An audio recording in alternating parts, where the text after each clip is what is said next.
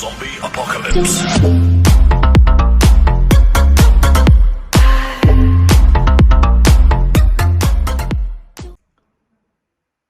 ሰላም ኣሕዋት ከምቲ ልሙድ ምሳኹም ዘለኹም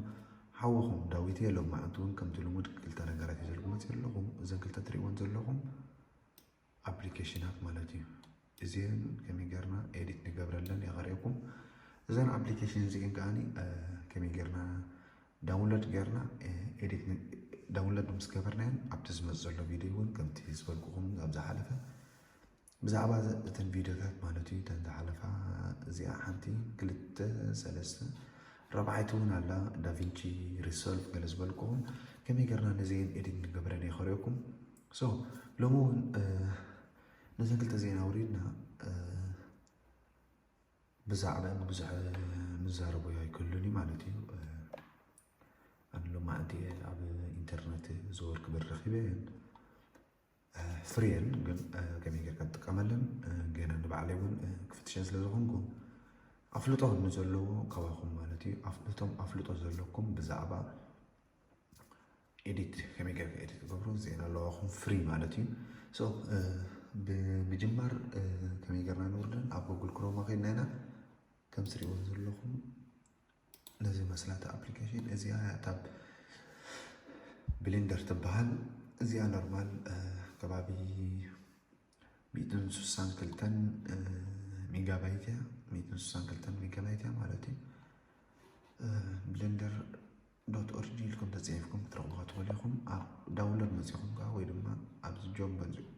ጋሬታ ከምዚ ክመፀኩም እያ ኣብዚ መፂኹም ወይ ድማ ኣብዚ ዳውንሎድ ዝትሪእዎ ዘለኹም ኣብዚ መፂኹም ክተውርዱ ትኽእሉ ኢኹም ማለት እዩ እታ ካልአይቲ እውን ነዚኣ ትመስል እዛ ላይትስ ወርክ ትብለላ ላይትስ ወርክ እዚኣ እውን ከምዚኣ ትሪእዎ ዘለኹም ኣብዚ መፂኹም ዳውንሎድ ክትብልዋ ትኽእሉ ኢኹም ወይ ድማ ኣብዚ መፂኹም ዳውንሎድ ክትብልዋ ትኽእሉ ኢኹም ማለት እዩ ሶ ናይ ሎማዓንቲ ነዚኣ ትመስል ነራ ግን ኣብታ ከምቲ ዝበልኩኹም ኣሕዋት ብዛዕባ ሻትካት ኣብ ዝመፅእ ዘሎ ሰሙን ካብ ያ ድሕሪ እዛ ቪድዮ እዚኣ ነዛ ሻትካት ትብል እየ ክሰደልኩም ከባኹም ዝደልዮ ሓንቲ ሳብስክራይብ ሼር ላይክን ብዛዕባ እዚኣ ፅባሕ ዝኾነ ኣፍልጦ ሒዛ መፀኩም እየ ከመይ ጌርካ ኤዲት ትገብሮ ወይ ድማ ዝኾነ ሕብሪ ከመይ ጌርካ ትውስኽ ከምኡ እውን ከመይ ጌርና ስፕሊት ክንገብር ንኽእል ወይ ድማ ከመይ ጌርና ካት ጌርና ዝኾነ ኣድ ክንገብረሉ ንኽእል ዝኾነ ቴክስት ከመይ ጌርና ንገብረሉ ከሪአኩም እየ ማለት እዩ ብዛዕባ እዚኣ ግን ሎማዓንቲ ቅድሚ ሕጂ እውን ዘርጊሐልኩም ነረ ብቲ ዝሓለፈ ቪድዮ ማለት እዩ ከመይ ጌርካ ትጥቀመላ ሰይደልኩም ነረ ግን ብዛዕባ እዛ ኦፕን ቻት እዚኣ ኣዝያ ደስ ትብለኒ ኣፕሊኬሽን እያ ቀልል ብዝበለ መንገዲ ማለት እዩ ግን ክትፈልጥዋ ዘለኩም ብዛዕባ ኣፕሊኬሽን እዚኣ ቅድሚ ሕጂ እውን ነጊረኩም ነረ ኣዝያ ፅብቕቲ ኣፕሊኬሽን ክንሳ ግን ኣይደኖ ናይ ምንታይ ክርዳእኒ ክእኒ ስታክ ትገብር እያ ስታክ ትገብር ኮላ እውን